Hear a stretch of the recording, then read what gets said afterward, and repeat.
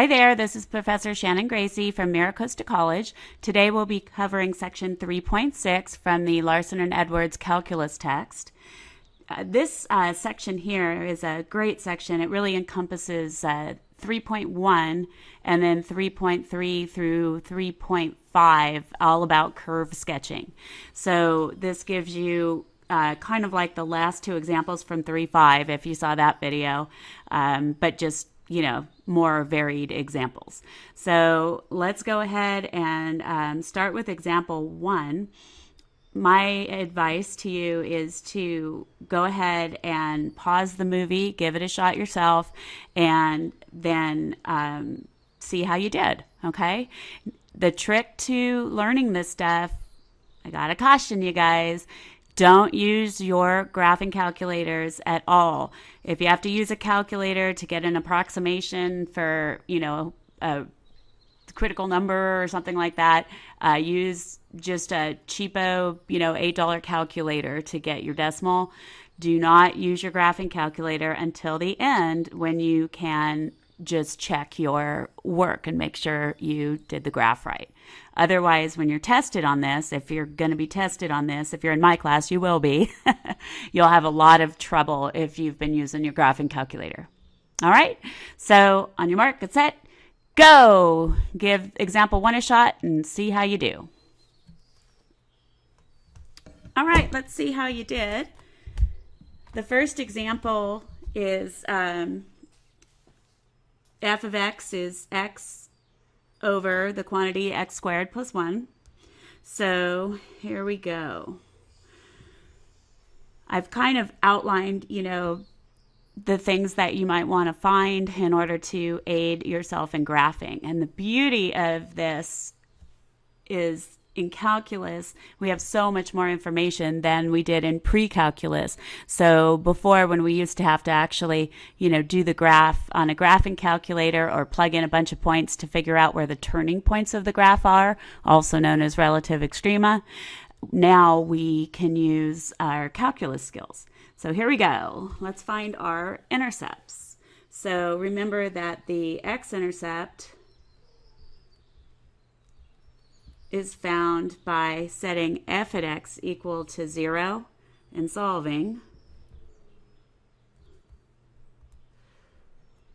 And if we just set the numerator equal to 0, then we'll have the whole fraction as 0, as long as it doesn't end up being something like 0 over 0, which we know is indeterminate. So here, easy enough, you see we get x is 0. And so this will also be our y-intercept.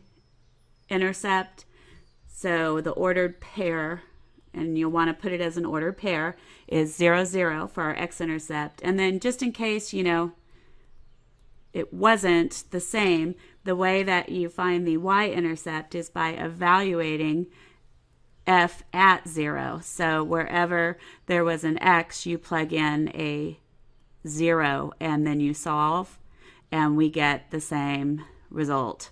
So here, all we did was plug in a 0 wherever there had been an x.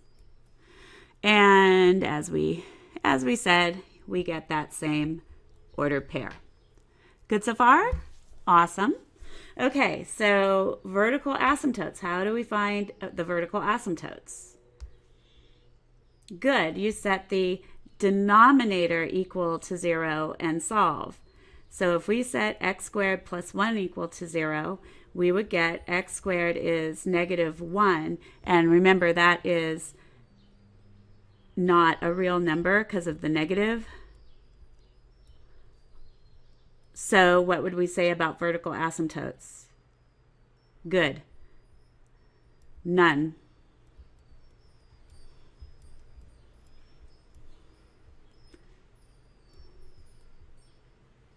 All right.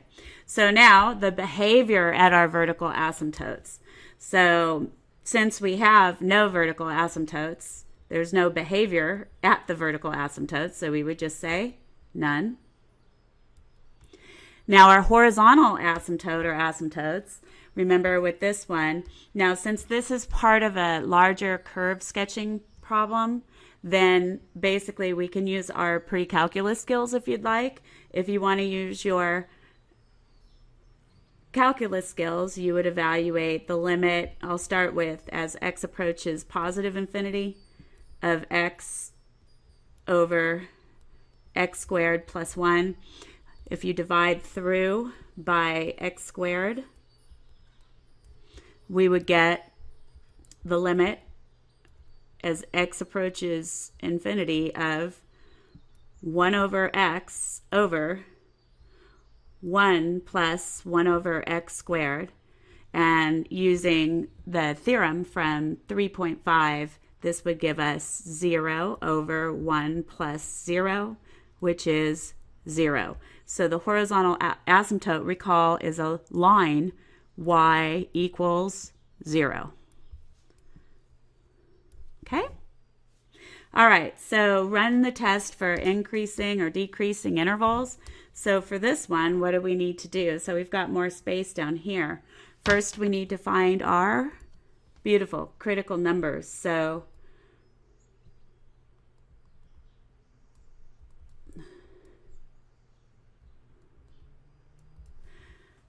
here, to find the critical numbers, what do we do?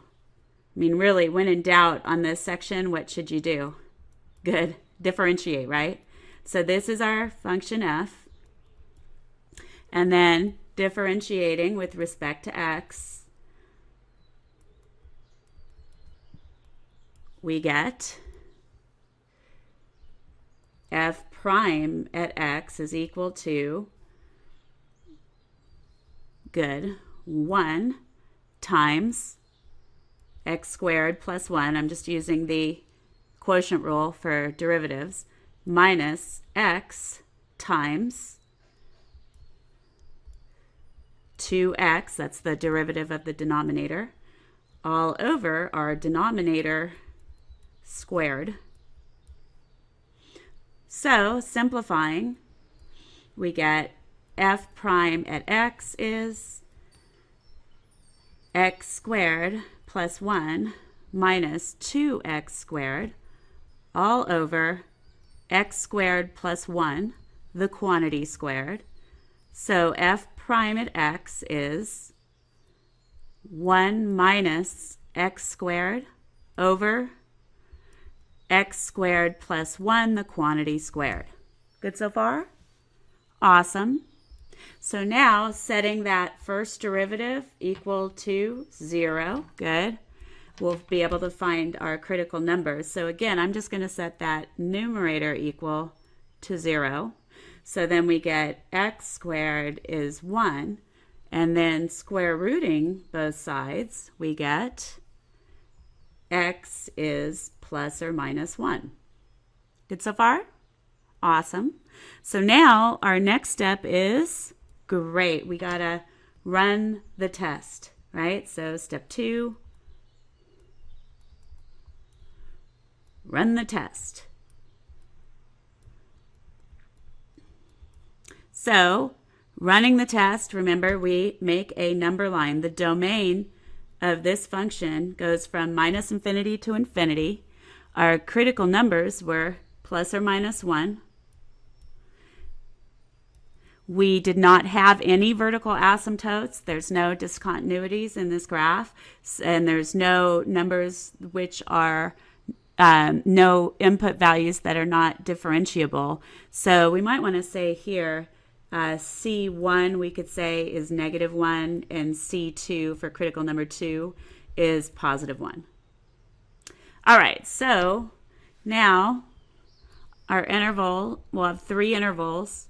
So we'll go from minus infinity to -1, -1 to 1, and then 1 to infinity.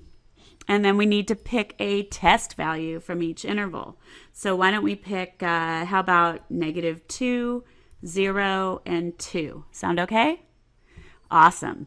And so remember that f prime at x was equal to 1 minus x squared over the quantity x squared plus 1 squared. And I'm going to double check that. Good, we've got it. So I'm going to be testing each of those test values in this function. So here we go. F prime at -2 is going to be 1 minus -2 squared over. Now, do you see that the denominator is always positive, right? So I'm just going to write over a positive number because we just care if we get a positive or a negative. So this one is going to end up being equal to 1 minus 4, right? Which is -3 over a positive number, which is going to be less than 0. So we'll put a negative here. Okay, so now F prime at 0 is going to be 1 minus 0 squared over a positive number, which is just positive 1 over a positive, so we get greater than 0. And then, do you guys all see that F prime at +2 is going to be the same as F prime at -2? So we'll end up getting -3 over a positive, which is less than 0. Good so far? Awesome. So when the first derivative is increasing, when the first derivative is positive, then those are the domain values where the function is increasing, right? So we've already got that in our little number line. So we would say from -1 to 1 non-inclusive. And then the function is decreasing where the first derivative has negative outputs. So we've got two intervals from -infinity to -1, union 1 to infinity. Okay, so now applying the first derivative test, remember that if you go from negative to positive at a critical number, it's like going down the hill, then up the hill. You'd have a relative minimum, right? So do you see that first interval from -infinity to -1? That's negative, and then that middle interval is positive. So that means there'll be a relative minimum there. So we've got to figure out what the ordered pair is there. So let's do a little bit of side work. Remember that the original function f at x is x over x squared plus 1. So at -1, we're going to have a relative minimum. So I'm going to find out what's that y value that corresponds. And we end up getting -1 over 2. So there's a relative minimum at -1 comma -1/2. Now a little more side work. Oh, whoops. I left room for that, right? So we'll put it in the spot. So that was the work for the relative minimum, and we only have one of them. So that was at -1, -1/2. And that's an ordered pair. Now for the relative max, do you see that from the middle interval to the rightmost interval, we go from positive to negative on our first derivative. So that means the function is increasing, and then it starts to decrease right at 1. So if we just find what f at 1 is, it's going to be 1 over 1 squared plus 1, which is, good, +1/2. So our relative maximum will occur at +1, +1/2. Good so far? Awesome. Okay, now what do we need to do when we test for concavity? Beautiful. We need to find the zeros of the second derivative for this problem. So remember that, and we have more room to work down here. So remember that f prime at x was 1 minus x squared over x squared plus 1, the quantity squared. So differentiating with respect to x on both sides gives us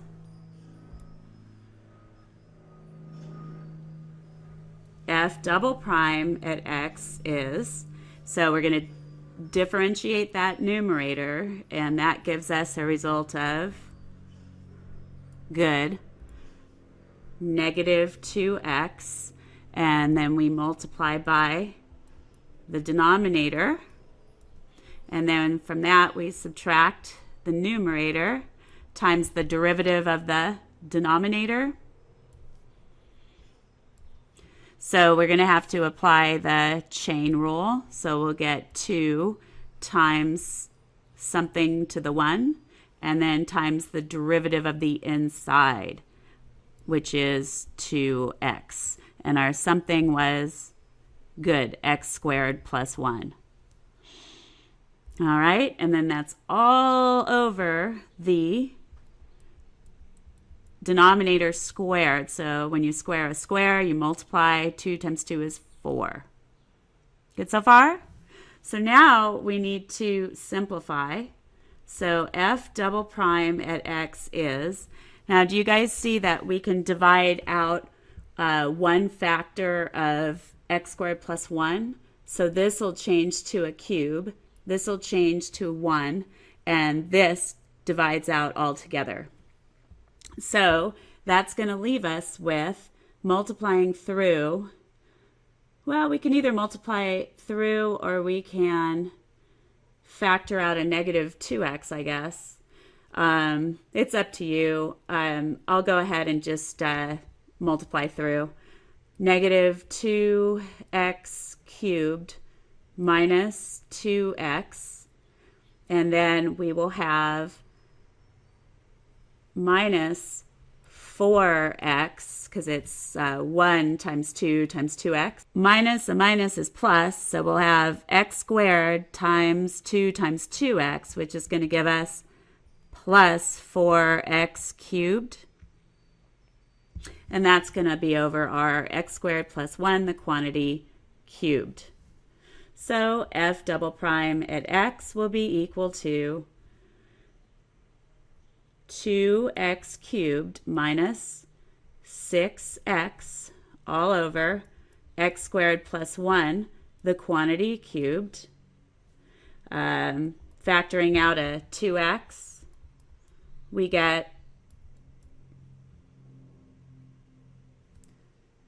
2x times x squared minus 3 all over x squared plus 1, the quantity cubed. Good so far? Awesome. So now, finding the zeros of this, we'll get 0 is equal to that numerator. So 0 is equal to 2x times x squared minus 3. So we'll get 0 is 2x, or 0 is x squared minus 3. So x will be 0, or x will be equal to, good, plus or minus the square root of 3. And let's get an approximation for this guy. So actually, just being in the spirit of what I told you to do, I'm just going to get I'm just going to go in the accessories here and get just a regular old calculator. And let's find out the approximation for the square root of 3.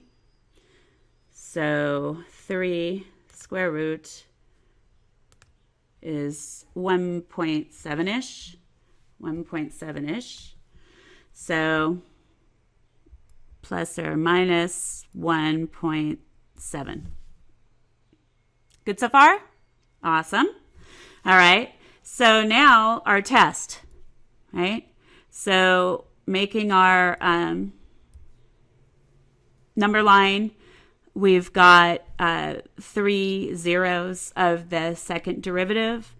They occur at plus or minus root 3 and at 0. So now we're going to have 4 intervals. So we'll have minus infinity to negative root 3, negative root 3 to 0, 0 to positive root 3, and positive root 3 to infinity. So why don't we use, so root 3 is 1.7, so why don't we use 2 as a test value and negative 2 over in that left interval. And then we can use negative 1 and 1 for the other intervals. And you have to be careful on this one because, well, actually, no.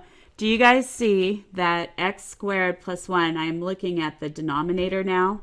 So x squared plus 1, isn't that always positive because you're squaring a number to make it positive and then increasing it by 1? So we had to be careful because this was cubed, but since you're cubing a positive number, you'll always get a positive in that denominator. So now we just have to test the numerator for negative or positive. So here, let's go ahead, I'll go ahead and put it over here. F double prime at negative 2 is going to be 2 times negative 2, and then negative 2 squared minus 3, and that's over a positive. So that's going to be, let's see, 2 times negative 2 is negative 4, and then we'll get, so the negative, and then negative 2 squared is positive 4, so 4 minus 3 is 1. So we'll get a negative times a positive over a positive, so that's going to be a negative, right? So we'll just write in what that is. So negative 4, we'll get negative 4 times 1, so we'll get negative 4 over a positive, which is less than 0. All right, now f double prime at negative 1 will be 2 times negative 1, negative 1 squared minus 3 over a positive. So that'll be negative 2 times negative 2, right? Because that'd be 1 minus 3 is negative 2. So that's going to give us positive 4 over a positive, which is greater than 0. All right, so now f double prime at 1 is 2 times 1, and then times 1 squared minus 3 over a positive. So that's going to equal to a positive times a negative. So we'd get negative 4 over a positive, which is less than 0. And then finally, f double prime at positive 2 is 2 times 2 squared minus 3 all over a positive, which will give us 4 times 1, which is positive 4 over a positive, so that'll be greater than 0. All right, so a positive second derivative means that our function is curving upward or concave upward on that interval. So we just pick out the positive intervals from this test, and we get negative root 3 to 0, union, positive root 3 to infinity. And then on this one, we'll have it concave downward where we have a negative interval on the second derivative. So that's going to give us minus infinity to negative root 3. And then we're going to have, let's see, union 0 to root 3. Good so far? Awesome. All right, and then points of inflection occur at the zeros of the second derivative, or where the second derivative is not differentiable, but input values that occur on the graph, right? And where there's a change in concavity. So do you see that there's a change in concavity at each of the zeros of the second derivative? So we're going to have the points of inflection occurring at those values. So again, we're going to need to do a little bit of work. So let's, just so you remember what the work was for, that was for the test right there. And then points of inflection, remember again that the original function was x over x squared plus 1. And so we need to find the output values for each of the zeros of the second derivative. So f at negative root 3 is going to be negative root 3 over negative root 3 squared plus 1, which is going to be negative root 3 over 4.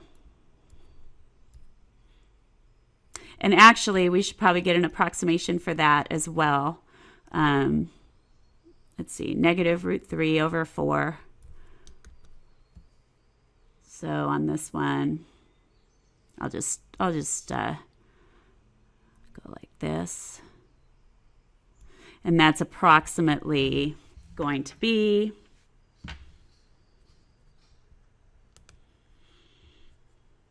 let's see. So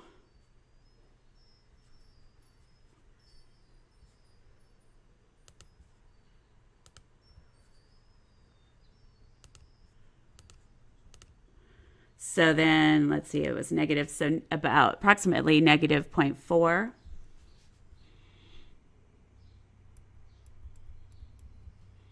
And then f at 0, we already know was 0 from our earlier work. And then f at positive root 3 is going to be positive root 3 over positive root 3 squared plus 1, which will be positive root 3 over 4, which is approximately 0.4. So our points of inflection occur at negative root 3, comma, negative root 3,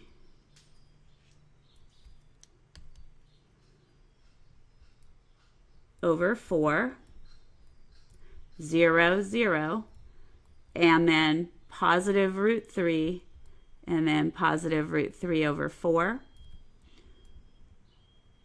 Those are the 3 points of inflection. So that's where the graph will go from curving upward to downward, or curving downward to upward.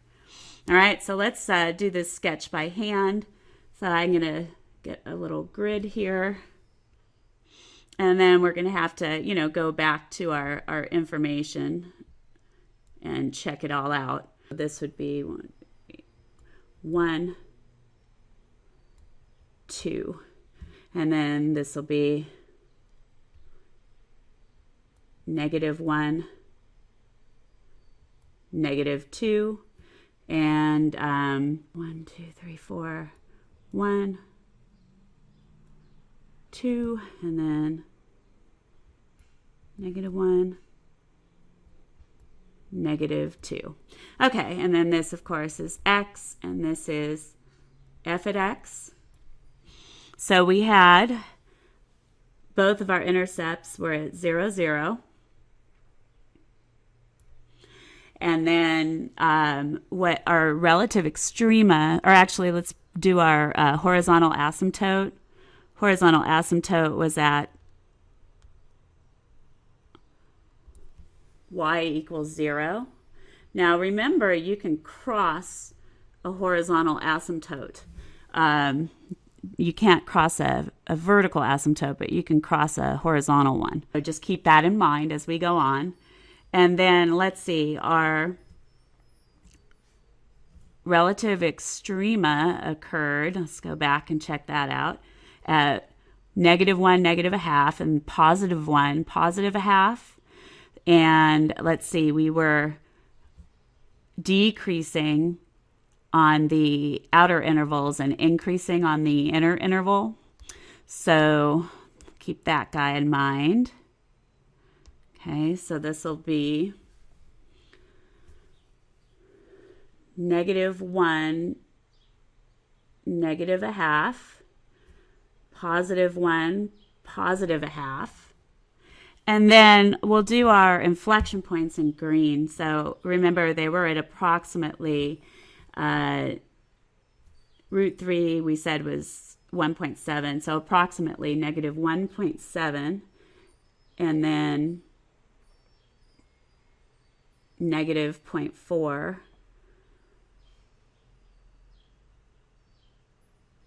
So about there, thinking.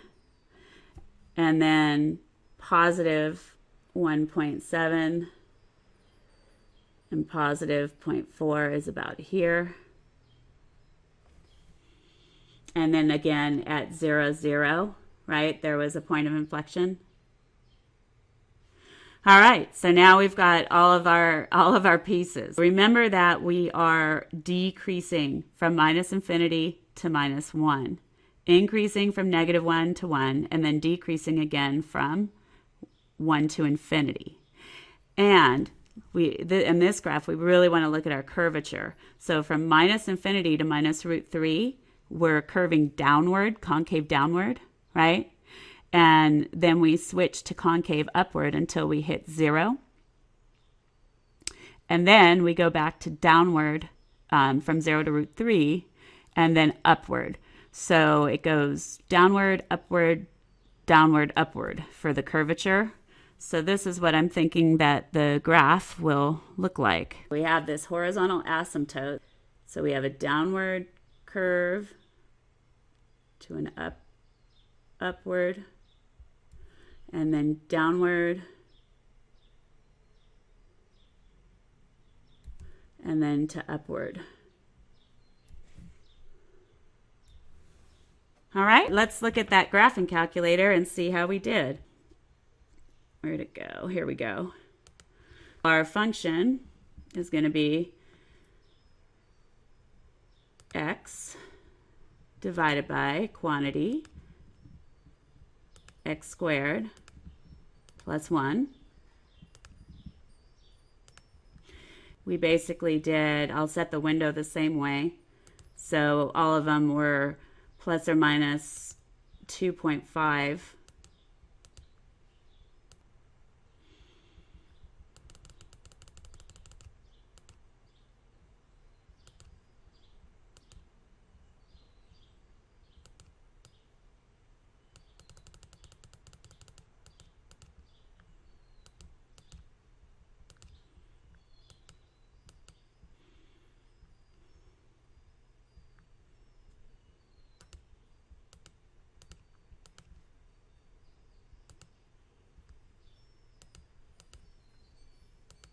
Let's see what that graph looks like. And look at that. We did it. So that first one is the original function. The second one, the blue one, the green one is the first derivative. And the black one there is the second derivative function.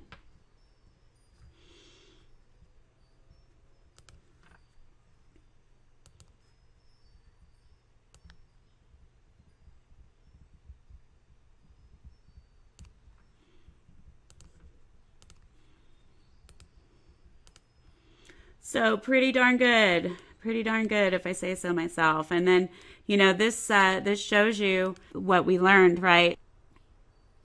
F at x, the green was f prime at x, and the black was f double prime at x. And you can see, right, we had negative outputs on f prime of x from negative infinity to 1, and then 1 to infinity, and positive outputs from negative 1 to 1. So this all matches what we did on our number line, right? That's all very, very awesome and cool. All right. Next up, if you want to take a break, you might want to take a break, or you can just keep trucking along. So the next one is example 2. We've got and sorry about the spacing on this. I don't know what happened there. Now we've got another rational function. Now this one, we got to make sure that this one can't be simplified, right? Where we could divide out the denominator. So let's check out f of x. So I'm looking at the 2 and the 5. They have a product of 10, right? And then they would have to, the 2 would have to add up to negative 5. So that's not going to be factorable. No. All right. So we're good. This is already reduced, right?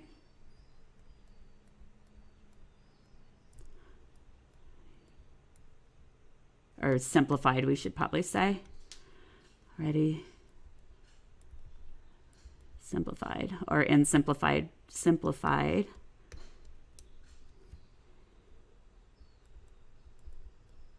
So we don't have to worry about that. Okay, so the intercepts, right? So the x-intercept occurs when f at x is 0, right? And so I'm just going to set that numerator equal to 0. So this one, a little more complicated since it won't factor. Basically, we're going to have, using the quadratic formula, we'll have positive 5 plus or minus the square root of 25 minus 4 times 2 times 5 over 2 times 2 is 4. And then do you see what I'm seeing? We'll end up with a negative under that radical. So we'd get x is 5 plus or minus root 25 minus 40. So that would be what? Negative 15, I think, over 4, which is not a real number. So what does that mean? Good. There's no x-intercept, so we're just going to write none. Okay? And make sure on the exam you write none if the characteristic doesn't occur, because I don't know if somebody's just keeping it blank because they don't know it, or keeping it blank because it doesn't exist on that graph. Okay, so the y-intercept is evaluating our function at 0. F at 0 is, let's see, we're going to get 2 times 0 squared minus 5 times 0 plus 5 over 0 minus 2, which is negative 5 halves.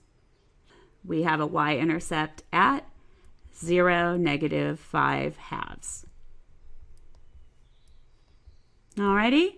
Now on this one, do you see that we will have a vertical asymptote? So when we set the denominator equal to 0 and solve, we get the vertical line, x is 2. Good so far? Awesome. The behavior at the vertical asymptote. So remember, for this one, you would evaluate the limit as x approaches 2 from the left of our function, which was 2x squared minus 5x plus 5, right? Over x minus 2. And so this guy, you just are looking to see if it's going to be positive or negative. So again, go into our little cheap calculator, you could plug in, so at x equal to positive 1.9, that's just to the left of 2, what would we get? We would have, let's see, clear. The numerator would be, let's do scientific here. So the numerator would be 2 times 1.9 squared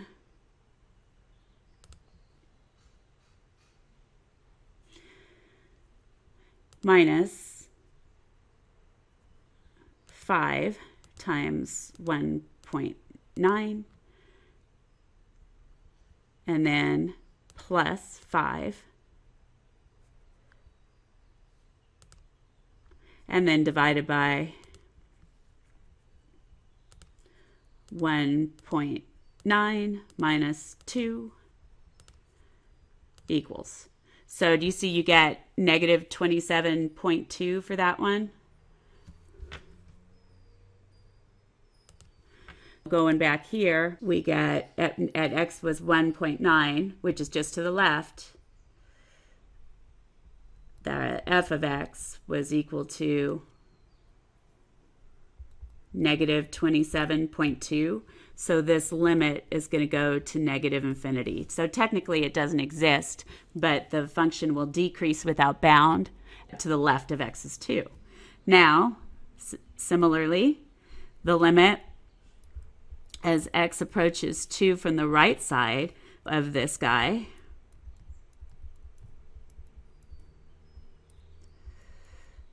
if we look at x equal to 2.1, which you would agree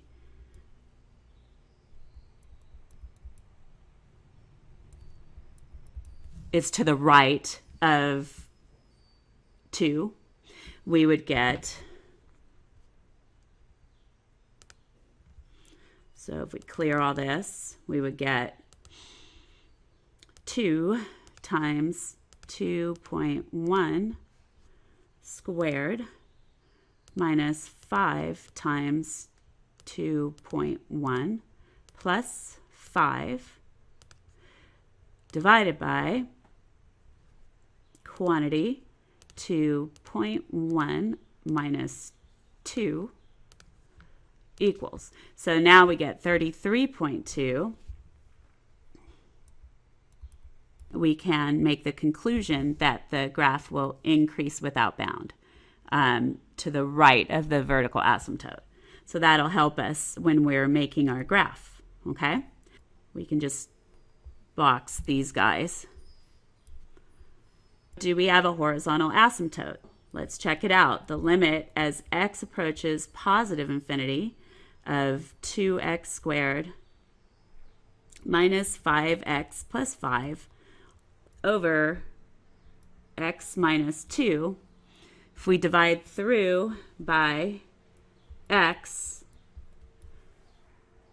we would get the limit as x approaches infinity of 2x minus 5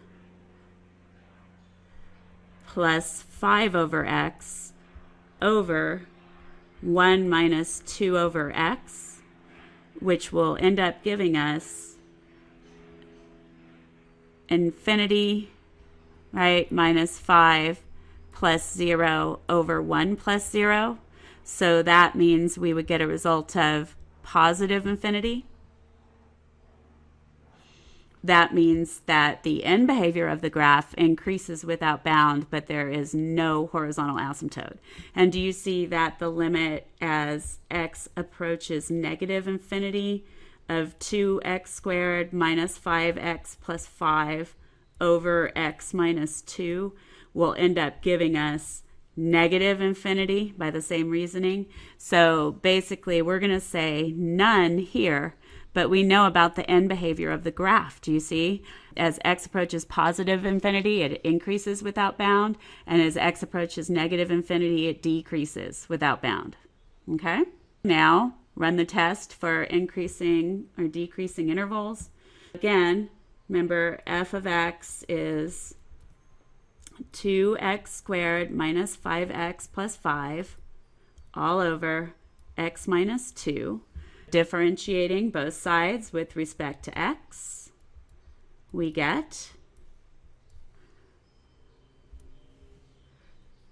f prime at x is, the derivative of the numerator is, beautiful, 4x minus 5, and then times the denominator, which is x minus 2, minus the numerator, 2x squared minus 5x plus 5, times the derivative of the denominator, which is 1, all over the denominator squared.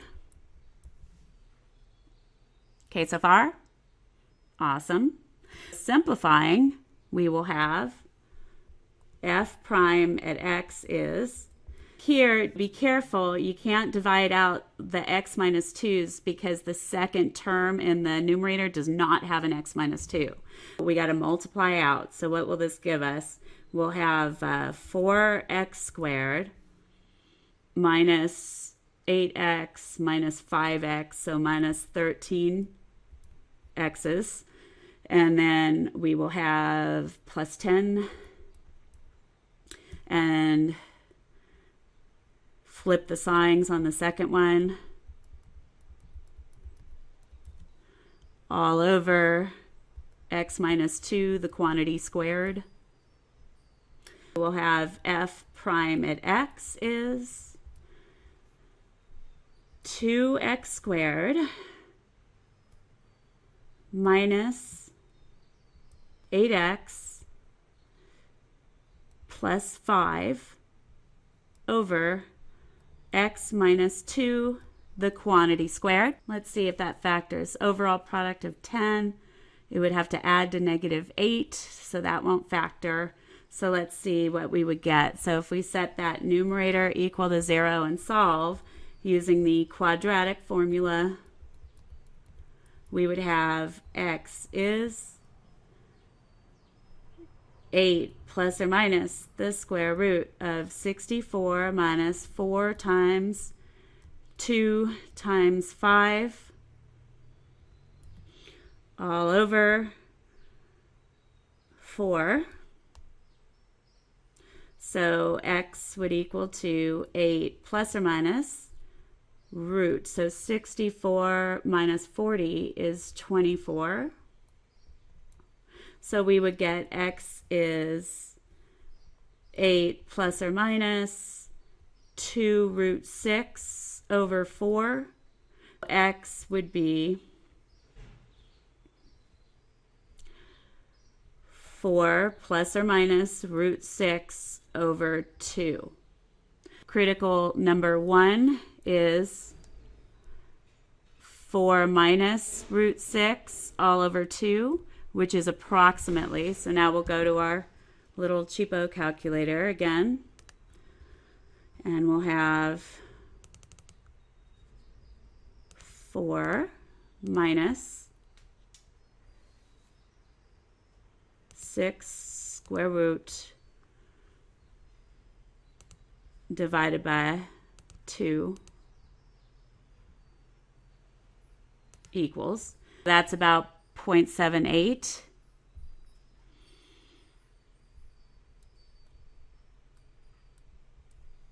And then critical number 2 is going to be 4 plus root 6 over 2, which is approximately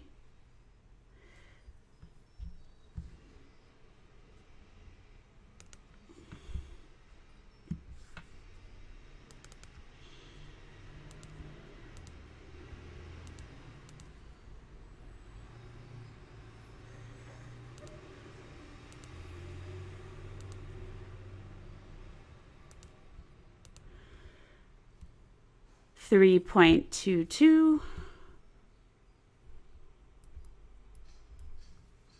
Okay, now here we go to run our test, right? We're going to have our number line. Now, the critical numbers were approximately, I'll put the, well, yeah, you know what, for this one, we'll just approximate. I wouldn't give one like this on the exam. So we'll do the approximates on this guy. They're all positive. And then we have x is 2, right, as our horizontal asymptote. Let's see. This is 0.78. And then this is 3.22. And then we had our vertical asymptote was at 2. And we have to take that into consideration. From minus infinity to 0.78, 0.78 to 2, 2 to 3.22, and then 3.22 to infinity. And so now let's see what we get. We have to do that in our first derivative function. But notice again, the denominator x is squared, isn't it? So therefore, it's always going to be positive. So we need to just take a look at what happens in the numerator. So why don't we test 0, 1, 3, and 4. Does that sound okay? Awesome. F prime at 0 will be equal to 2 times 0 squared minus 8 times 0 plus 5 over a positive.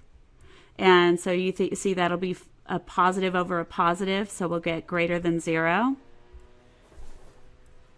And then f prime at 1 is going to be 2 times 1 squared minus 8 times 1 plus 5 all over a positive. So 2 minus 8 is negative 6. Negative 6 plus 5 is negative 1. So we'll get a negative over a positive, which gives us a negative. And then f prime at 3 will be 2 times 3 squared minus 8 times 3 plus 5 over a positive. So that would give us what? 2 times 9 is 18 minus 24 is going to be negative 6. And negative 6 plus 5 is negative 1. So a negative over a positive gives us a negative. And then f prime at 4 will be 2 times 4 squared minus 8 times 4 plus 5 over a positive. And so what do we get? 4 squared is 16. 2 times 16 is 32. Minus 32 is 0. Plus 5 is 5. So we'll get a positive over a positive. All right. Here we go. F is increasing on the intervals where the first derivative tested positive. That's on minus infinity to approximately 0.78. Yeah, we'll just use the approximates on this guy. And then union 3.22 to infinity. And then f is decreasing where the first derivative tests negative. So that's going to be from 0.78 to 2 union 2 to 3.22. Okay. Applying the first derivative test, right? The first derivative test, we need to find the order of pairs where a relative extrema occurs. Do you see we go at the critical number, 0.78, we go from positive to negative. Up the hill, then down the hill, that's a relative max, right? And then at 3.22, we go from a negative to a positive. Down the hill to up the hill, that's a relative minimum. Let's do some scratch work. Remember that f of x was equal to 2x squared minus 5x plus 5 over x minus 2. We need to find f of 0.78. So that's going to equal to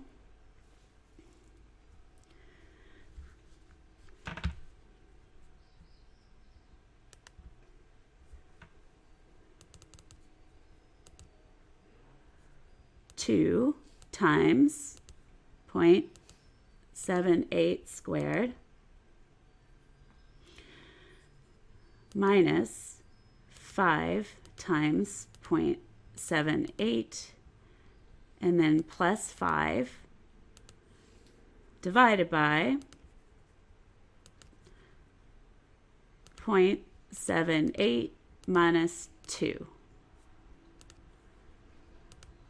So we get approximately negative 1.90.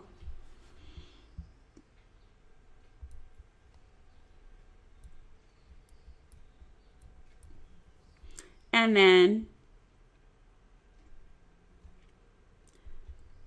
f of 3.22 will be approximately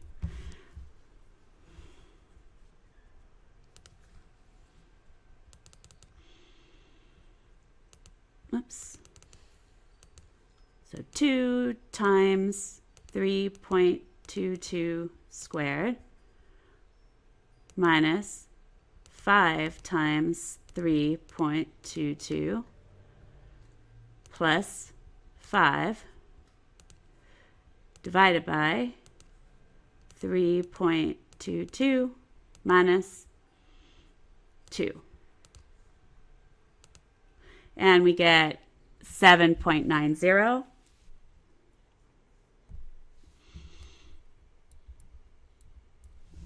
Good so far? Awesome. We'll have a relative minimum was at the second one, right? At approximately 3.22, comma, 7.90. And then a relative maximum occurred, remember, at the 0.78 at 0.78, comma, negative 1.90. Now the test for concavity. Now we have to take our first derivative, which was 2x squared minus 8x plus 5.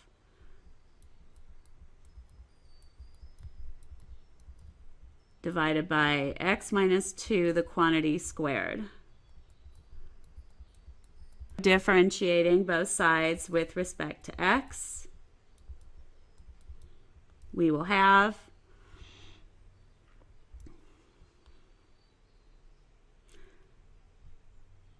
f double prime at x equals, the derivative of the numerator is going to be, good, 4x minus 8, and then times the denominator, x minus 2, the quantity squared, minus 2x squared minus 8x plus 5, and then we're going to have to use the chain rule on the denominator. So we'll have 2 times something to the 1 power times the derivative of that something, which is just 1. And our something was x minus 2. Then that's all going to be over x minus 2 to the 4th. Now notice that we have a factor of x minus 2 in every term. I can divide out this one completely. This will be to the 1 power, and this will be cubed. Simplifying, we'll get f double prime at x is, let's see, we'll have 4x squared.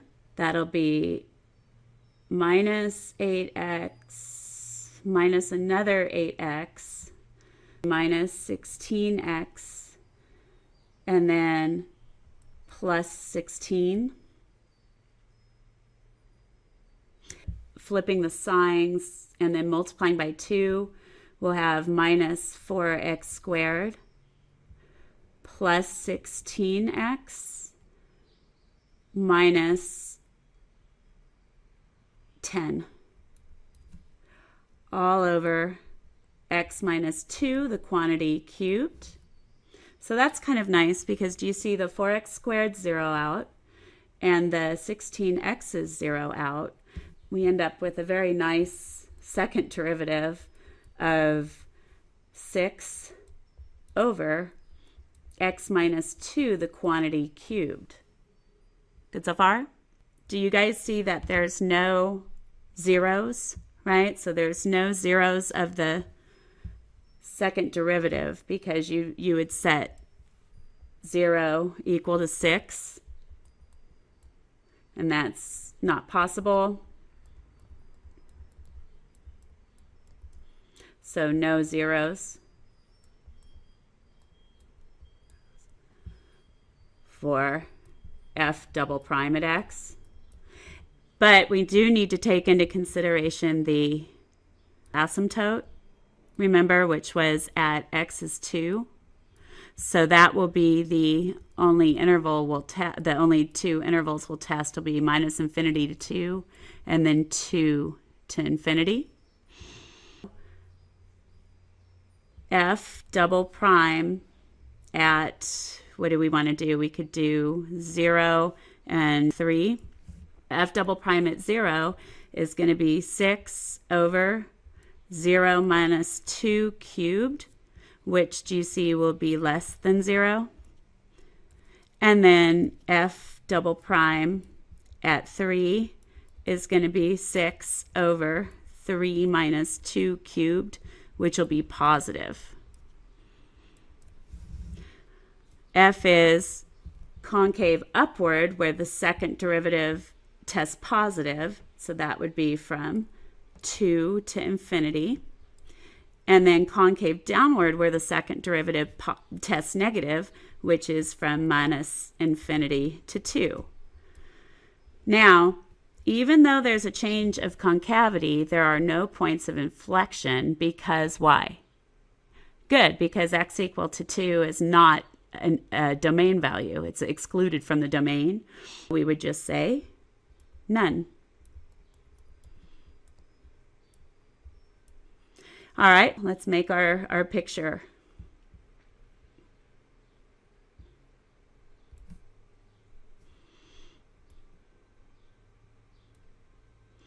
All right, let's see what our values are. The x values don't go very high, so I'm thinking maybe we should just do -5 to 5, but then we'll do -10 to 10 on the y values. And this is x, and this is f at x. Let's see what we get. Looking at our information, we had no x-intercepts. We had a y-intercept. Let's go all the way back here. We had a y-intercept where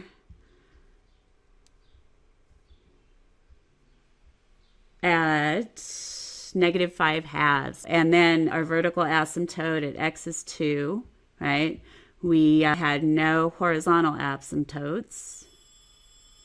The behavior at the vertical asymptotes, remember that from the left of 2 it goes down without bound, to the right of 2 it goes up without bound. Let's go and do that information here. All right, 0 and then -2.5 is our intercept.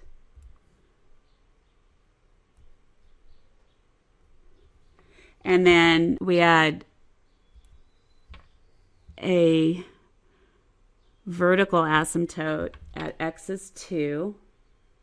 So that's at 1, 2.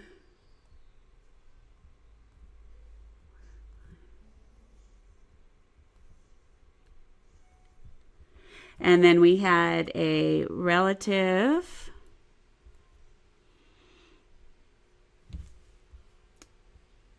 maximum at 0.78, -1.9.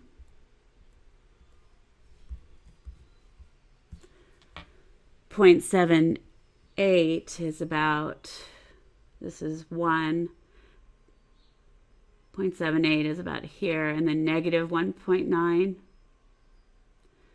would be about here.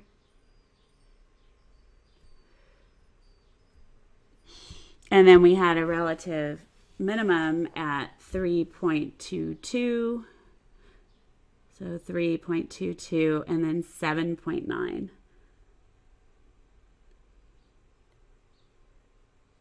So that would be about here. Something like that.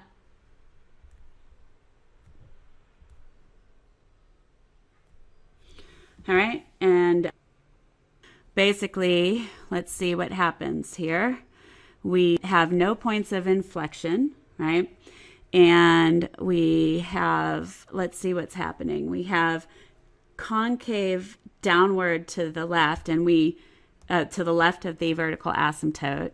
And the original function is increasing at the ends, and then right around that vertical asymptote on either side it is decreasing. So, and then, so our graph will look something like this. I'm going to get more ordered pairs. This is a relative minimum, so we know that it's going to go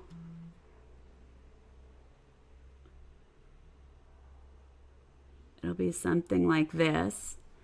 And then let's get a few more ordered pairs to see how it behaves at some other values. Remember that our original function f of x was 2x squared minus 5x plus 5 over x minus 2. Another thing we could have done is found a slant asymptote or oblique asymptote would have helped a lot. But we'll just get a couple ordered pairs. Why don't we do f at -1, see what we get.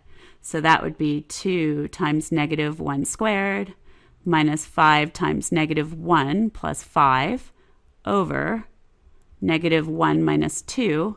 So that'll be a positive 2 plus 5 is 7 plus 5 is 12 over -3, which is -4. Let's plot that point. So that'll be -1 and then 1, 2, 3, 4, -4. My thought is that it's going to go something like this. And then if we look at f at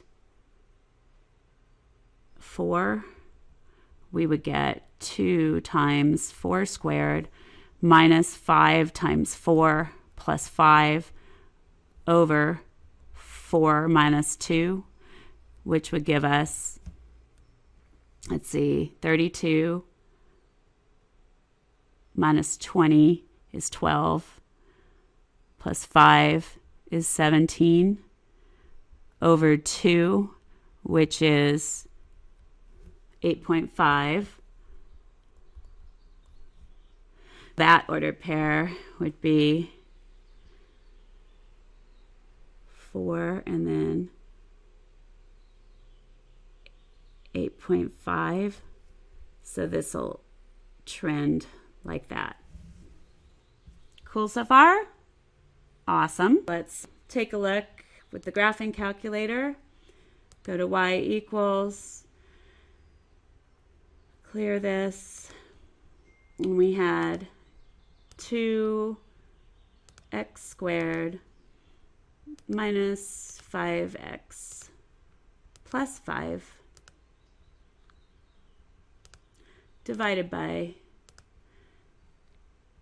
x minus 2. All right, we'll do the same window. So this will be -5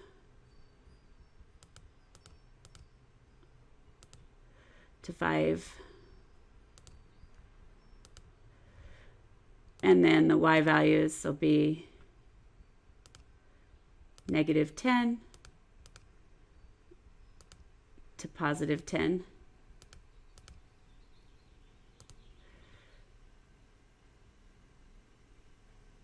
And again, we've got all of the original functions in blue, first derivative is in green, and second derivative graph is in black.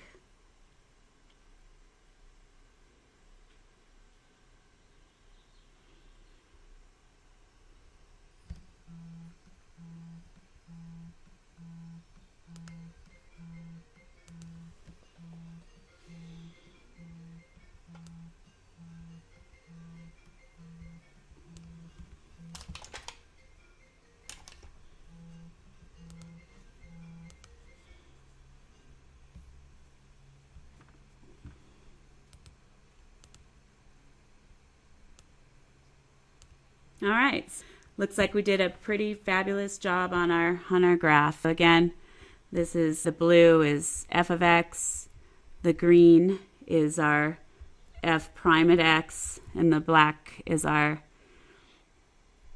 f double prime at x. All right? All righty, third example. When you have a cusp. So if you have a function that is raised, do you see how this is a rational function? It's raised, x minus 1 is raised to an even over an odd. So that means there's going to be a cusp, okay? A cusp, and the cusp occurs where it would change, where if it had not been raised to an even, where it would have, changed from positive to negative. So when x is 1, right, you would get a 0 here, and that's where that cusp, that bounce is going to occur, right? So we know that's going to tell us, and in fact, let's I know we're skipping, but let's go here. We know we're going to have a critical number. So this is f of x is 3 times x minus 1 to the 2/3. So f is not differentiable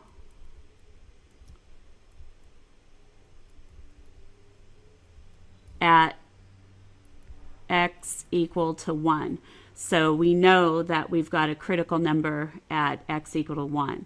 Now we're going to just go back to that, but since we were talking about it, I figured we'd write that in, okay? So, intercepts. So if we set for our x-intercept,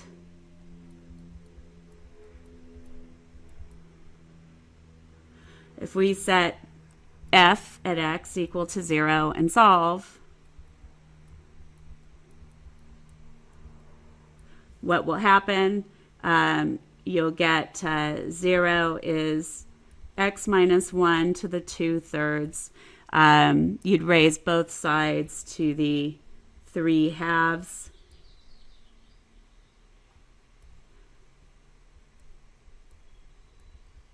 And we would just get 0 is x minus 1. Let me do that up here.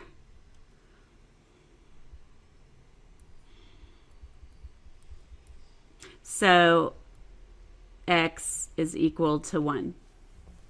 So our x-intercept is at 1, 0. Now for the y-intercept, we evaluate our function at 0. So f at 0 is 3 times 0 minus 1 to the 2/3, which is equal to negative 1 to the 2/3 would be negative 1 squared, and then the cube root of that. So we'll end up getting positive 3. So the y-intercept will occur at 0, positive 3. There's no vertical asymptotes because there's no denominator. Remember, our domain is going to be from minus infinity to infinity, since we have a cube root. Behavior at the vertical asymptotes, well, there's no vertical asymptotes, so there's no behavior there. Horizontal asymptotes, well, again, we're not going to have any of those because we do not have a denominator going on there. So now running the test for increasing or decreasing intervals, we know we have a critical number at x is 1, but let's also differentiate and see if there are any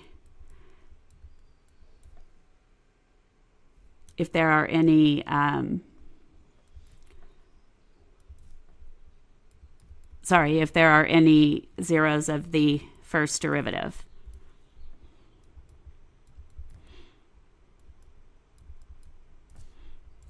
So we'll get f prime at x equals, so we'll have 3 times 2/3 to our something to the negative 1/3. Our something is x minus 1. The derivative of the inside is just 1. So f prime at x is going to be equal to, the 3's divide out, so we'll have 2 over the cube root of x minus 1. So do you see that, you could set that first derivative equal to 0 to solve, but that 0 can never equal 2, so that's not possible. So there's no zeros of the first derivative, so we only have that one critical number at 1. So now running our test, we're not differentiable at 1. Oops. So we'll go from minus infinity to 1, and then 1 to infinity. So testing, how about 0 and 2? So f prime at 0 will be equal to 2 over the cube root of 0 minus 1, which would be, good, negative 2, which is less than 0. And then f prime at 2 will be equal to 2 over the cube root of 2 minus 1, which is positive 2, which is greater than 0. So there is a f, or we'll do our answer these guys first. F is increasing on, good, 1 to infinity, because that's where the first derivative is positive, and decreasing on minus infinity to 1. Now, since we go from decreasing to increasing, that's a relative minimum. So applying that first derivative test, find the ordered pairs where relative extrema occur. Let's find out what f at 1 is. I think that's just going to be 0. We get 3 times 1 minus 1 to the 2/3, plugging this into the original function, which is 0. So there is a relative, we said a relative minimum, right, at x is 1. Relative minimum at 1, 0. And there's no relative maxima.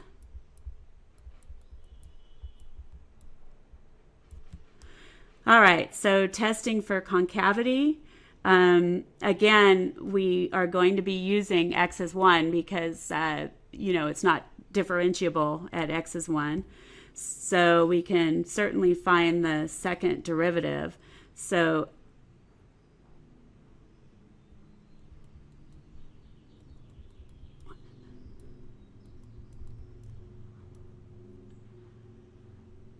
f double prime is not differentiable.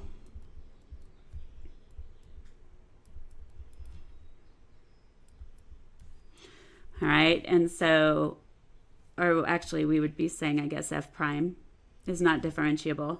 So recall that f prime of x was equal to, we can write it as 2 times x minus 1 to the negative 1/3. So differentiating both sides with respect to x, we'll get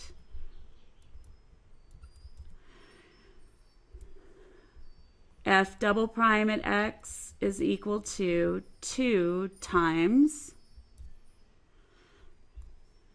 negative 1/3 times our something to the negative 4/3, and then the derivative of the inside, which was x minus 1, is 1.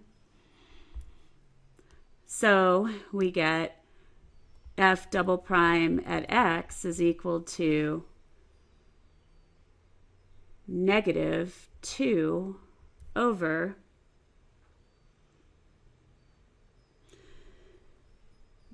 three times the cube root of x minus 1 to the raised to the 4th power. I'm putting it in this format so that we can easily test. All right, so here we go. We've got, do you see there's no zeros, right? If you set this equal to 0 equal to the numerator, you would just get 0 equal to negative 2, and that's not possible. So our critical number is going to occur just at 1. So, running our test,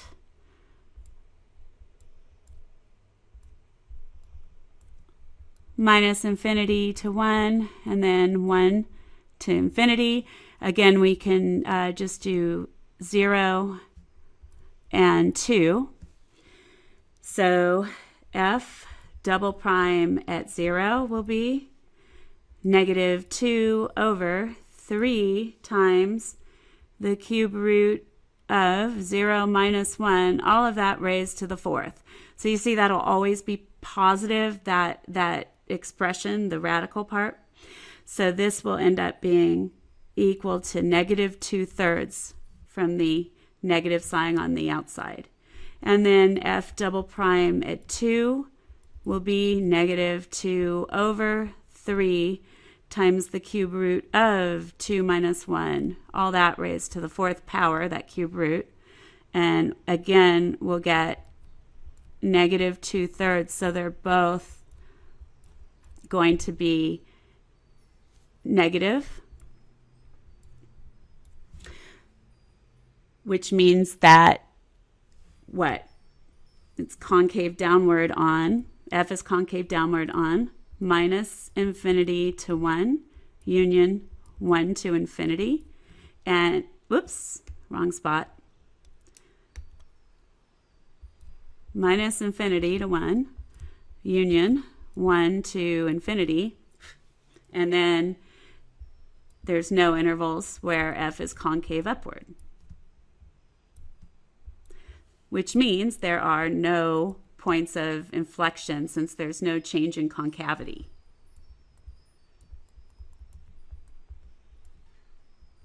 All right, so now we have all of our stuff going on here. So let's do our sketch of our graph.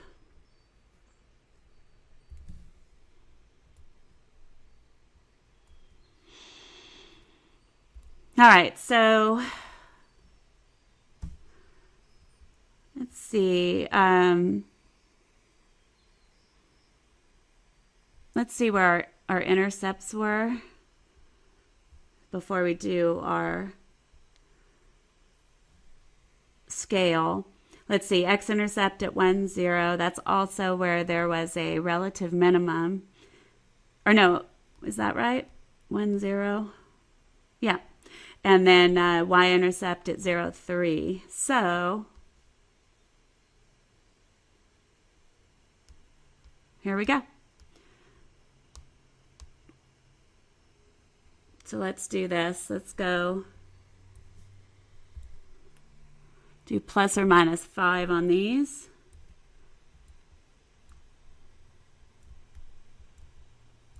And this is x and f at x. So our intercepts occurred at 1, 0, and then 0, 3. Whoops, 0, positive 3.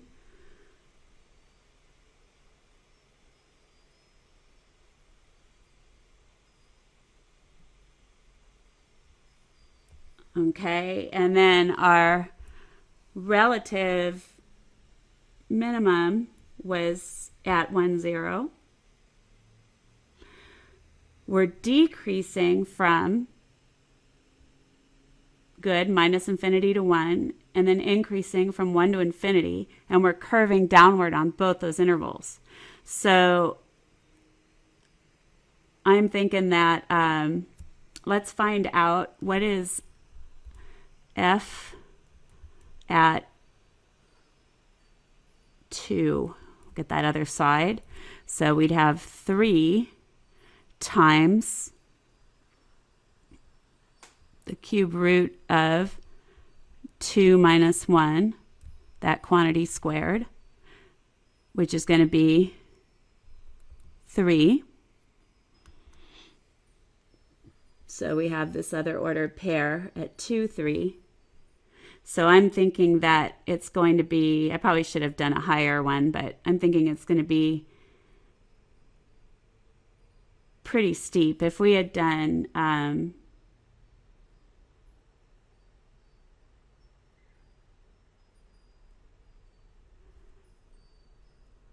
yeah, we would have had to do so it's going to be something like this.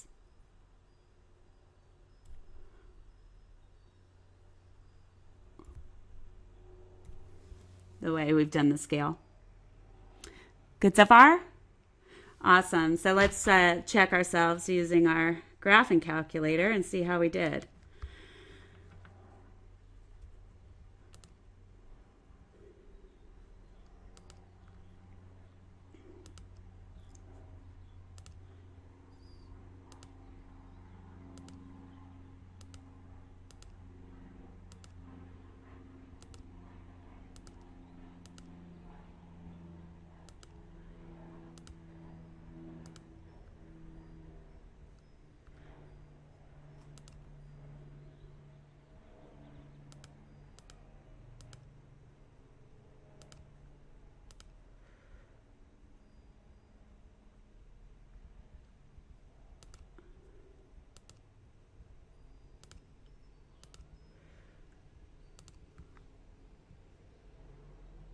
There we go. That's our first derivative, or that's our original function in blue, first derivative in green, and second derivative in black.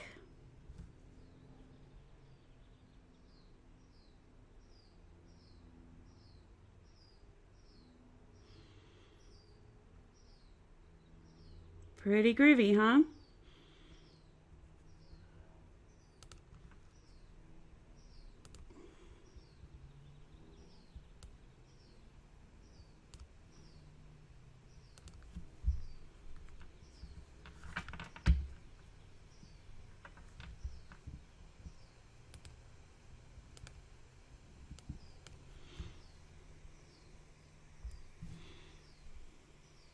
So this was f at x, and then green was f prime at x, and then the black was f double prime at x.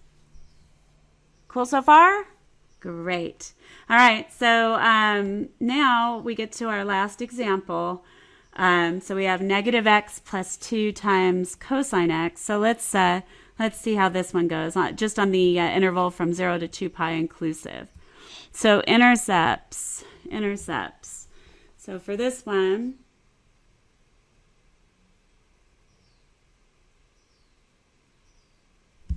let's see what we have. So the zeros, and we might need the graphing calculator for this one, but we'll see. Setting for the x-intercept, setting the function equal to 0 and solving, we'll get negative x plus 2 times cosine at x. And let's see what will happen. So we want to know when basically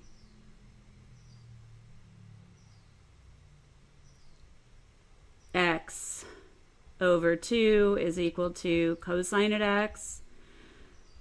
So we know that at 0 that won't work, right? Because if we figure out when the cosine function is 0, we'll get it an intercept. So at pi over 2, I'm not sure about that. You know, on this one, in order to like truly do this by hand, we may want to just go ahead and skip this intercept. We can certainly find the second one, the y-intercept. So for now, we'll skip this for now. And this is mainly because I don't want to use the calculator. So we'll skip that one, but the y-intercept we can certainly find. That would be f at 0, which would be negative 0 plus 2 times cosine at 0. So that's going to be 2. So for this one, we skip for now. And the y-intercept was at 0, 2. Okay, so there's not going to, let's see, there's no vertical asymptotes because the cosine function is continuous on that interval on the whole real line, and there's no denominator, so we'd say none. So that means that there isn't any behavior to deal with at the vertical asymptotes because there are none. Horizontal asymptotes, so there's not going to be any horizontal asymptotes for this one. So now let's run the test for increasing or decreasing intervals. So f at x was equal to negative x plus cosine at 2x, I think, or plus 2 times cosine at x. So differentiating both sides with respect to x, because there's no values where this function is not differentiable. So we'll end up with f prime at x is equal to negative 1 plus 2 times negative sine at x, which gives us f prime at x is negative 1 minus 2 times sine at x. So finding the zeros of this, we'll have, I'll come over here, 0, actually, 0 is equal to negative 1 minus 2 times sine at x. So we'll get 2 sine at x is equal to negative 1. So sine at x is equal to negative 1/2. So we are going from the interval from 0 to 2 pi. The sine function has a negative output in the third and fourth quadrants, and that reference angle, on the unit circle, that reference angle would be what? Good. It would be pi over 6 is the reference angle. So here at these two angles on the unit circle, this would be the ordered pair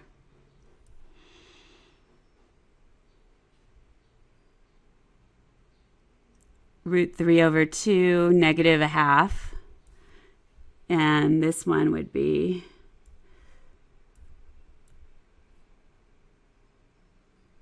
negative root 3 over 2, negative a half.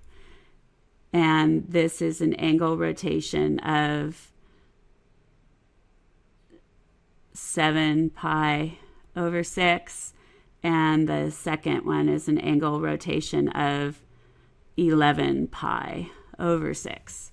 So when you get x is 7 pi over 6 or 11 pi over 6, you get that output for the sine function. So our critical numbers will be C1 can be 7 pi over 6 and C2 can be 11 pi over 6. All right, so now running the test, let's rewrite our what our f prime of x was. It was negative 1 minus 2 times sine at x. And making our number line, actually it's not infinite. So from 0 to 2 pi inclusive, and our critical numbers were 7 pi over 6 and 11 pi over 6. So about here and here, I guess. 6. So this will yield the intervals from 0 to 7 pi over 6, 7 pi over 6 to 11 pi over 6, and then 11 pi over 6 to 2 pi. All right, so why don't we test? Let's see. Maybe pi over 2 is an easy one. Over here, 3 pi over 2 will be somewhere in here.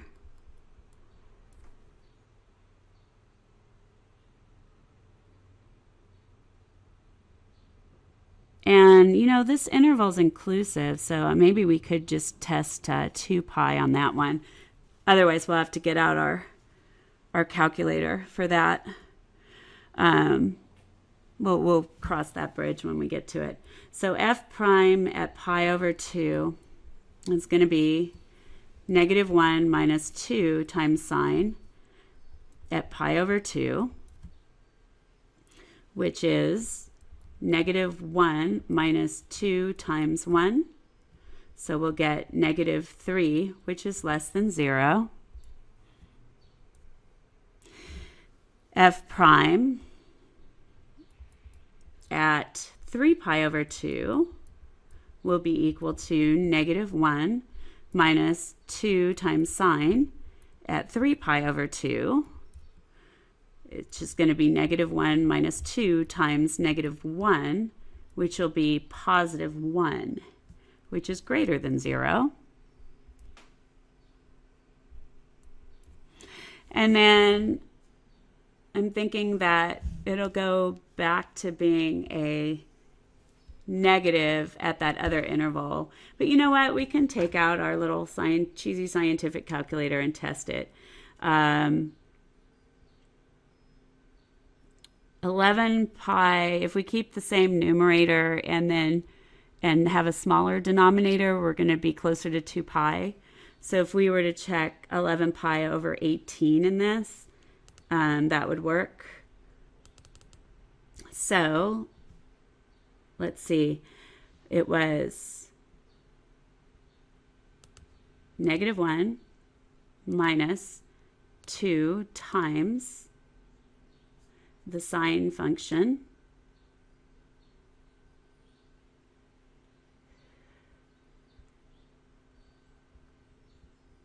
at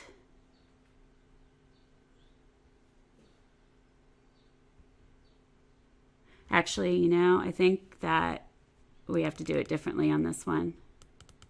Okay, so negative 1 minus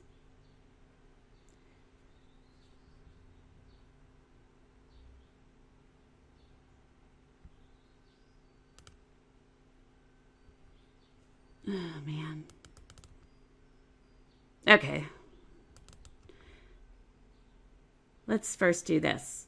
What is 11 times pi divided by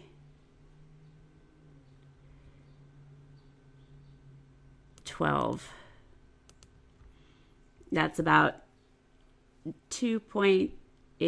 2.88. All right. So 2.88 and the sign of that equals. And that's got to be a negative. And then minus 1 equals a negative. Okay, so we end up getting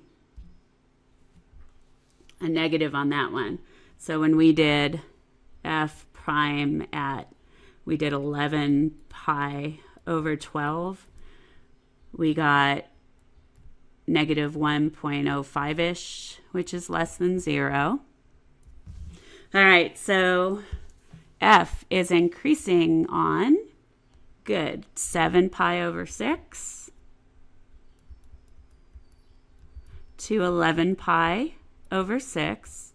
F is decreasing on the other two intervals, so 0 to 7 pi over 6, union 11 pi over 6 to 2 pi. And these actually might be inclusive. We'll have to plot these anyway, these ordered pairs. So, all right, so the ordered pairs where relative extrema occur are going to be at those critical numbers.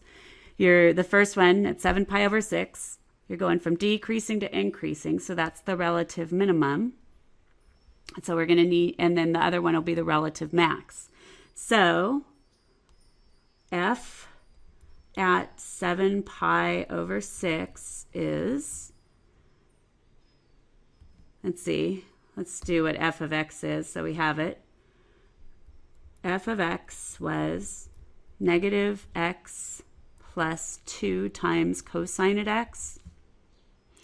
So f at 7 pi over 6 is negative 7 pi over 6 plus 2 times cosine at 7 pi over 6, which will be equal to negative 7 pi over 6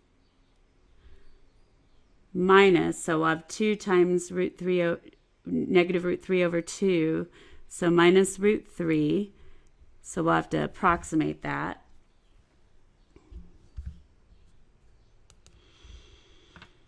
Okay, so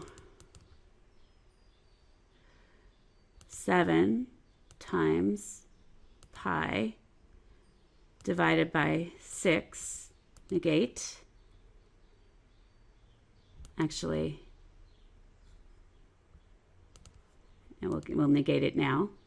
And then minus the square root of 3 is going to give us about negative 5.4.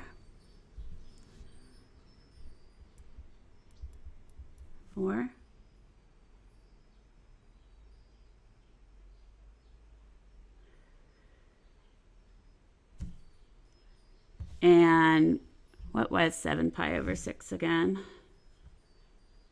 I'll just get an approximation. Clear. 7 times pi divided by 6 equals about 3.67.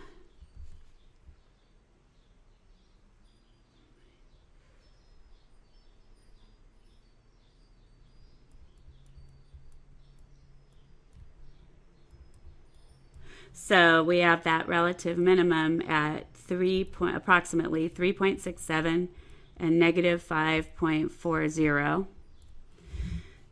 And then the relative maximum, let's see what we need to find out what 11 pi over 6 is approximately.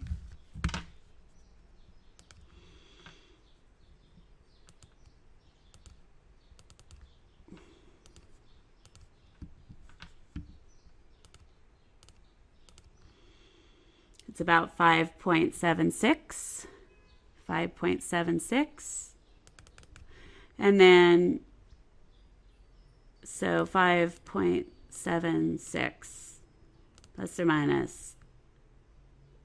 Oh, actually, and we're going to need to know what cosine of that is. So,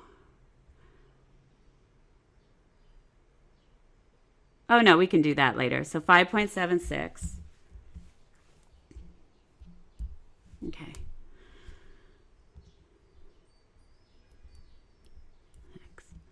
All right, so the relative maximum occurs at approximately 5.76, comma, and then we need to find f of 11 pi over 6 is negative 11 pi over 6 plus 2 times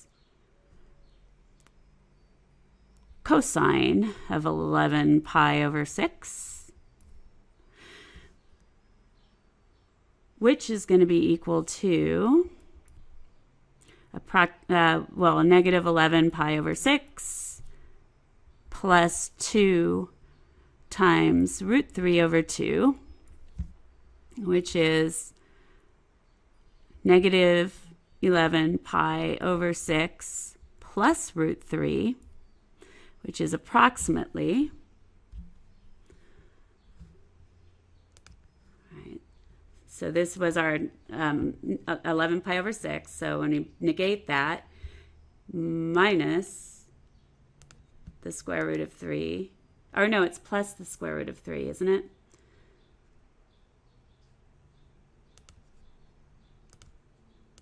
Okay, we'll clear it.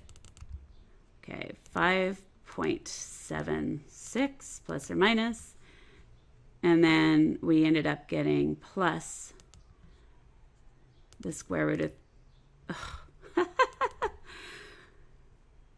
5.76 plus or minus, and then plus the square root of 3 equals negative 4.03.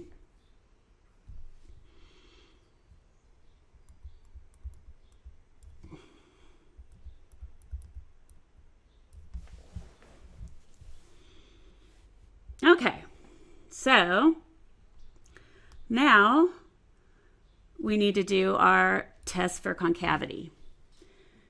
So f prime of x, remember, was negative 1 minus 2 times sine at x.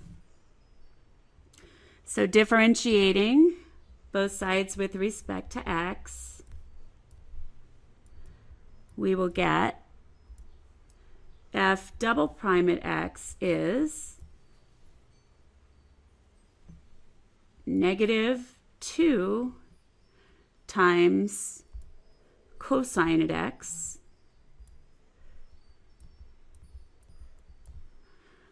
and the zeros of this guy would be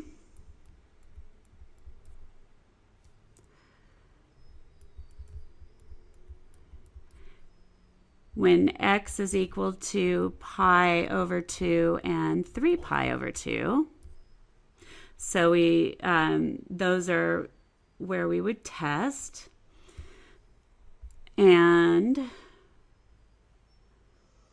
again, go from 0 to 2 pi inclusive. And then we have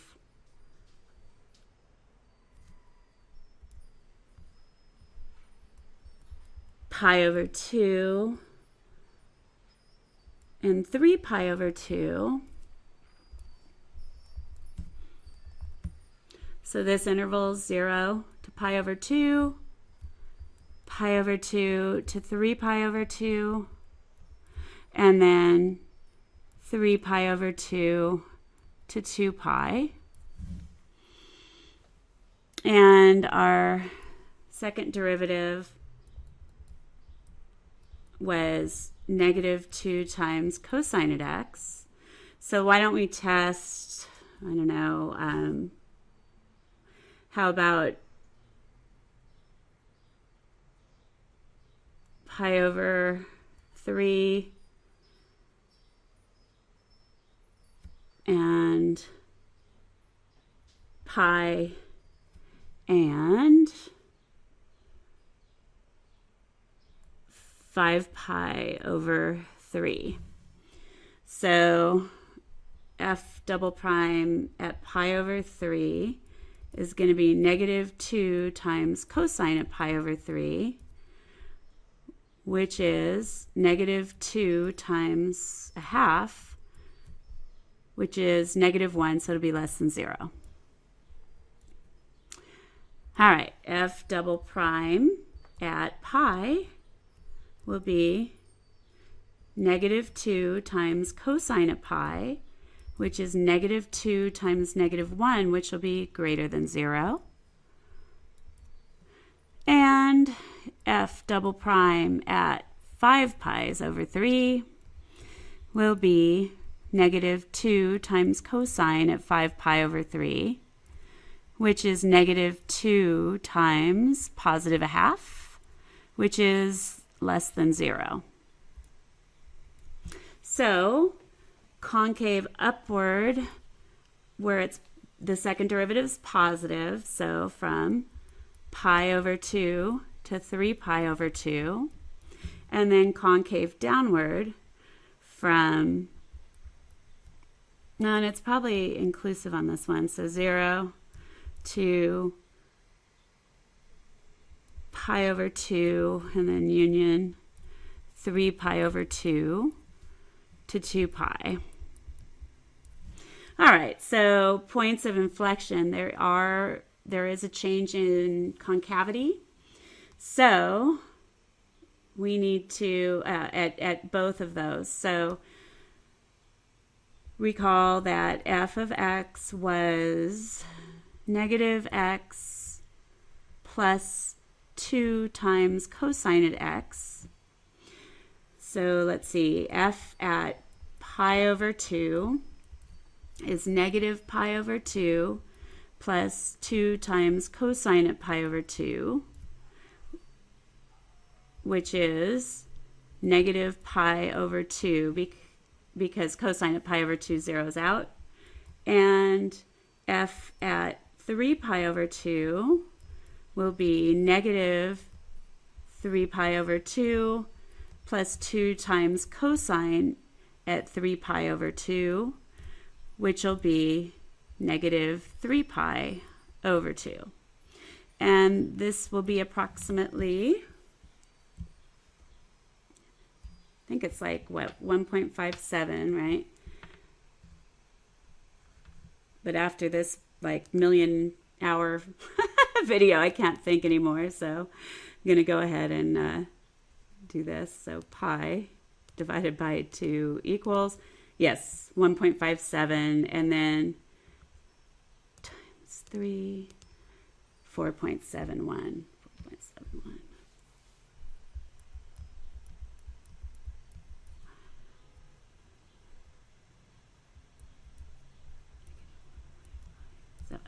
Okay, so points of inflection occur at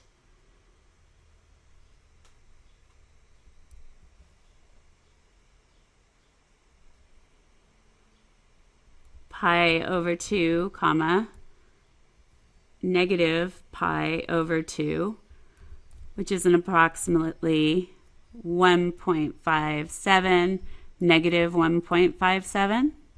And at 3 pi over 2, comma, negative 3 pi over 2, which is approximately 4.71, comma, negative 4.71. So these are the points of inflection. And finally, we get to sketch our graph. So, here we go.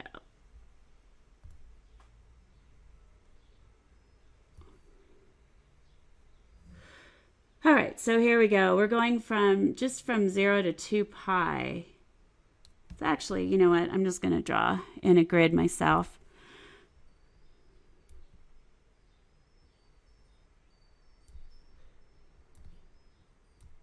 Okay, so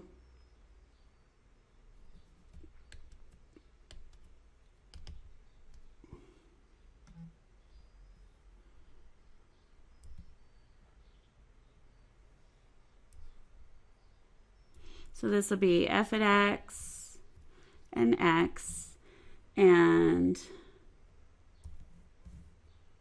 what is our y-intercept? Our y-intercept was at 0, 2.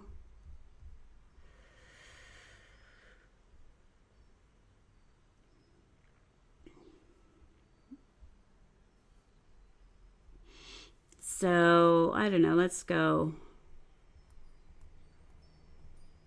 to 5, negative 5, and then on this one, 2 pi,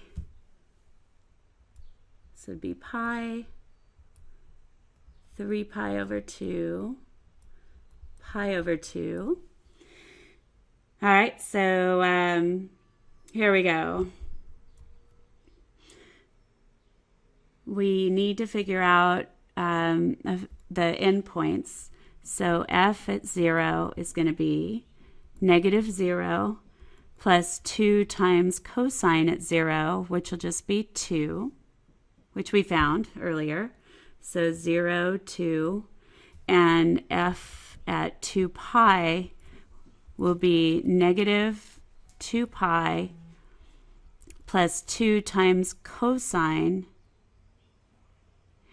at 2 pi. So we might need to change our, we're going to need to change our, we'll need to change our scale. Okay, so this would end up being approximately equal to negative 6.28. Oh, maybe not. Negative 6.28 plus 2, so negative 4.28. 4.5 is here, so 4.28 will be about here.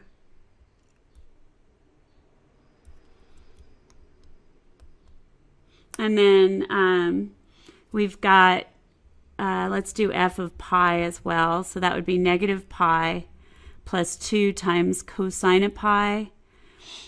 So that would end up being negative pi, negative 3.14, and then minus 2, approximately negative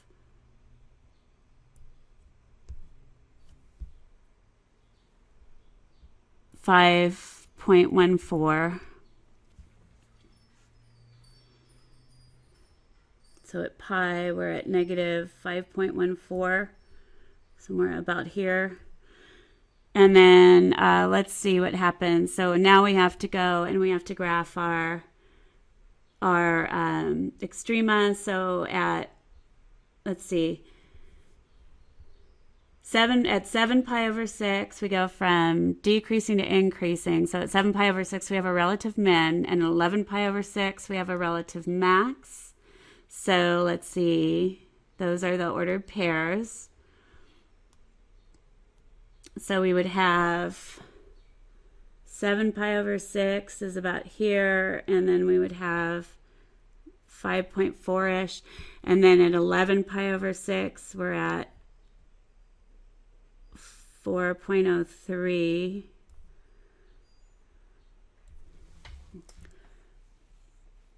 Okay, so let's, and then concavity. So at,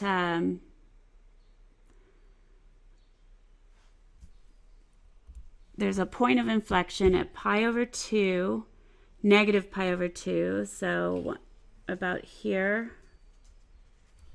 And then at 3 pi over 2 and then negative 3 pi over 2. So that's 4.71. That's about here. All right, so we're just about ready. So basically, remember we're curving downward at the end. So 0 to pi over 2 and then 3 pi over 2 to 2 pi. And then curving upward in the middle there from pi over 2 to 3 pi over 2. So I'm thinking that, so we have downward curvature. Oops, wrong color there. I'm going to do it in this one. So downward curvature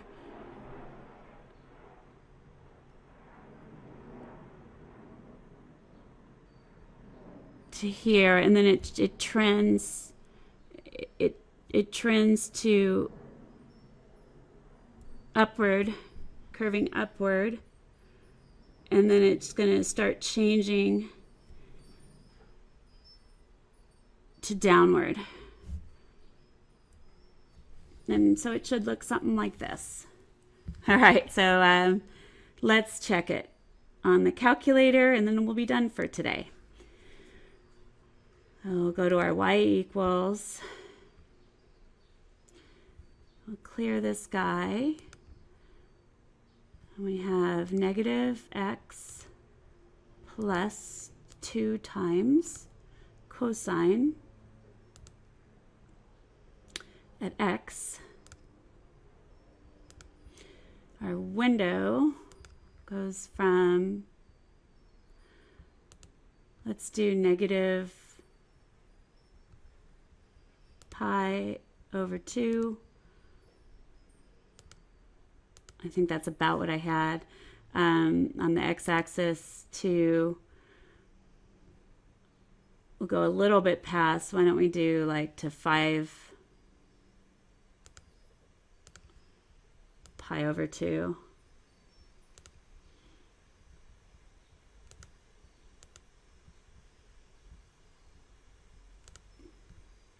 And then the y minimum and maximum, we needed to go a little lower.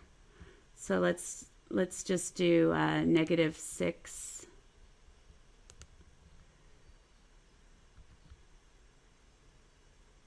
And I think we're good. Let's see what that graph looks like.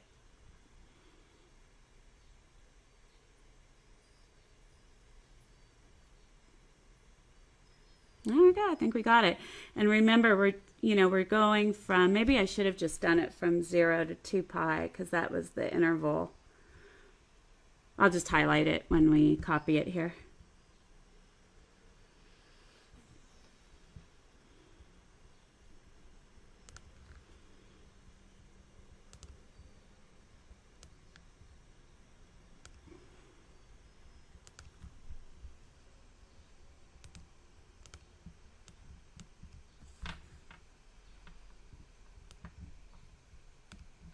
All right, so here we go. So for this guy, remember that we just started at 0 here, and then we went to 2 pi. So is this pi over 2?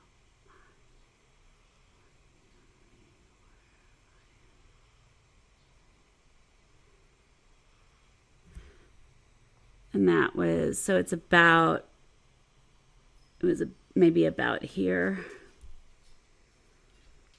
So this was, that was our graph. That looks pretty good. Awesome. So again, the blue is f of x, the green is f prime of x, and the black graph is f double prime at x. All right, so have a great day. And remember, please, please, please do your homework. Do your homework without looking at without using the graph and calculator. All right. Bye.